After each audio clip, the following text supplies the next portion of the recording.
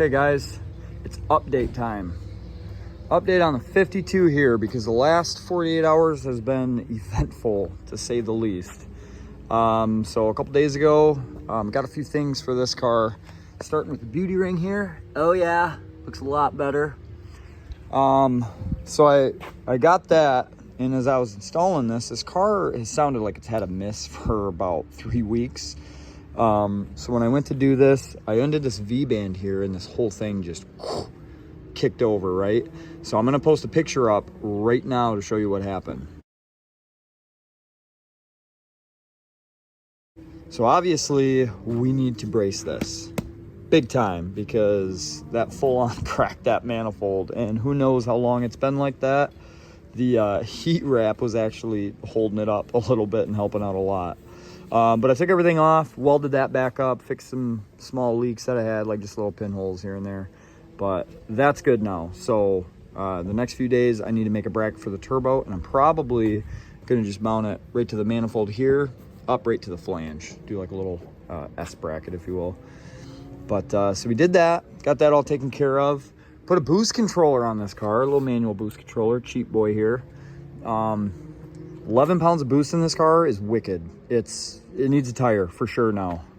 It's a lot of fun. So raise the RPM a little bit. I had the RPM kind of low.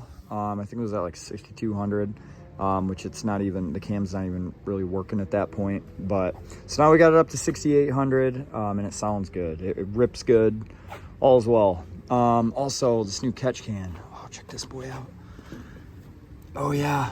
Got that from Amazon. It's got a little petcock on the bottom. You can just drain it, so that'll make it a lot easier. The old catch can was actually spraying onto the exhaust, and it just wasn't working out. So that's a nice little upgrade. It came with this line, all nice and braided, all the AN fittings. I think it was about $60 or $70 off Amazon. So a nice upgrade. I actually bought one for the Camaro as well. So we'll do that in the near future. But let's get into last night. So if you know this car, this was over here. And me and Austin go to leave for Woodward last night. And as I'm cranking, fire. Yeah, scary stuff, right? So we put it out in about 5 seconds. Why you always carry a fire extinguisher in your project cars, for sure. We put it out, and come to find out, this line I bought is like that steel braided stuff. Normally we get the black nylon like this. Well, after everything settled, it basically melted itself onto the ground bolt for like the Terminator X, like, you know, the grounds that you put on the back of the head. So we had to like pry it off, and we're like, what the heck? There's like current going through there.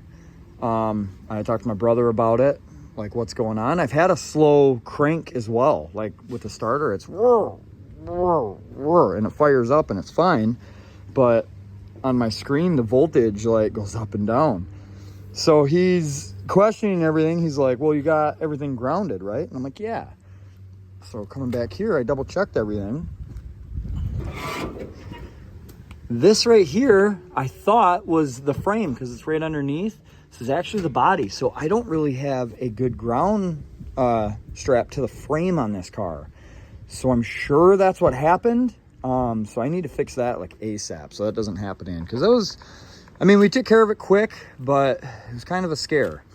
So now I want to redo everything. I got new fuel line coming. I got the nice, the black braided line that's nylon, not steel.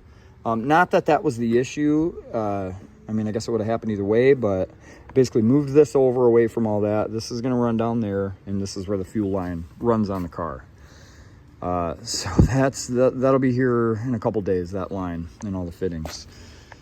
But aside from that, I did end up getting Alyssa the same button I have in my car for the two-step, and retune that. Makes good pop noises, shoots some flames. I would show you, but I mean, for obvious reasons, I can't do that right now. So that's that's a quick little update on the 52. A couple steps forward, one step back. Is that kind of how it goes, you know? All right. Yeah, that's pretty much how it goes, man. Yeah, that's all good.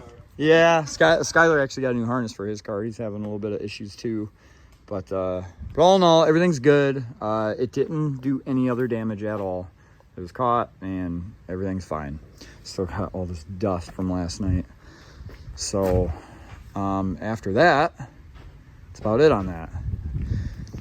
So today's adventure, what I'm gonna do is, this trunk does not have a latch, right, to open it. So you have to stick a screwdriver in here and kind of pry this out, you know, and it's kind of annoying.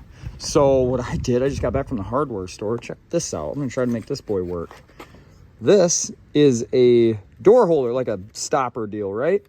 So I'm gonna use this as the handle, and what I'm gonna do is I'm gonna bolt that to the back, and I'm gonna try to use this to bolt to that, and then this will swivel and bolt. Oh, let's see, let's get you guys in here and bolt to that right there. So we're gonna see if that'll work out, right? Hopefully it does. It was cheap. It was like, I think $6 for both of these, the hardware store. So that'll be cool if we can make that work. And then we don't have to keep sticking a screwdriver in there and prying every time we want to get in the trunk. But yeah, so that's kind of everything on the 52 right now. I want to get into the S10 really bad, but I'm just not going to do that in this video because I'm not at a good spot to explain everything. The Camaro. Oh yes, we're just gonna open with this right now. I got new wheels for the Camaro, long overdue. I've got the front runners so far. I still need to order the rears, but I got tires in and I'm gonna mount them at work tomorrow. I went with a little bit bigger size than the old ones, which are on the S10 right now. It just kind of worked out. The S10's getting my old wheels and tires, and I'm getting new ones for the Camaro, the ones I want. So the tire that was on the Camaro, that's on the S10 right now in the fronts, were a 165/80 15, and these are a 205/70 15, so they will fill this wheel gap up a lot better. And the reason this car is on jack stands right now is I'm having trans issues again, guys. It's kind of a nightmare with this car. It's like my kryptonite, these transmissions. The trans works fine, but it started whining like crazy. So this happened when I got the trans in, like after a week, right? It started whining. I replaced the filter. The whine went away. 3 days later, the whine started coming back. So I actually ordered a brass filament filter that I'm going to put in there, and hopefully it fixes it. If not, then I'm going to have to, I'm just going to have to get this trans built. I do have another 400 over there. This place is disaster city always. I have another 400 over there, so I have a couple good cores that are rebuildable. But hopefully, I'm really hoping that I replace that filter and the noise is good. Because to the point where I was just driving it for a month with it whining like that. I don't have a temp gauge or anything, but I would go on, you know, pretty long drives. I would rip into the car. It shifts good and it's holding power. It'll still light these tires up from any roll, I feel like.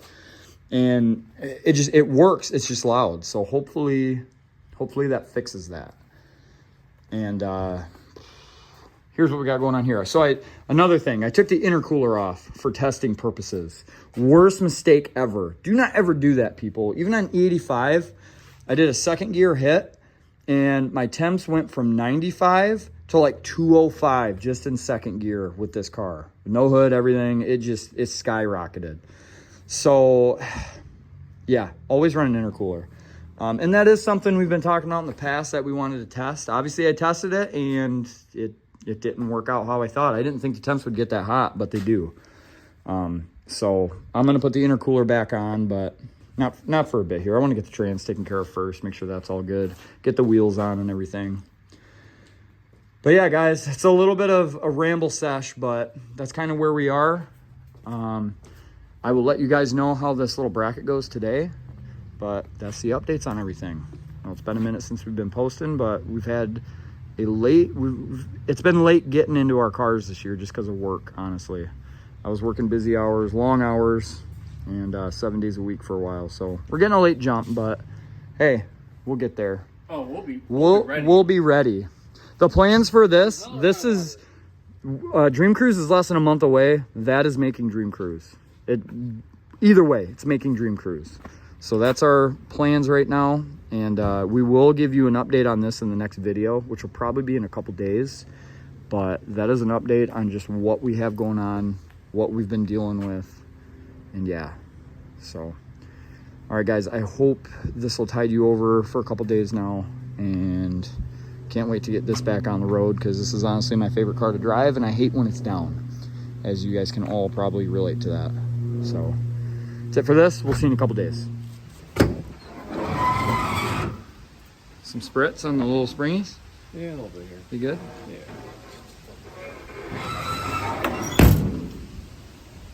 Solid.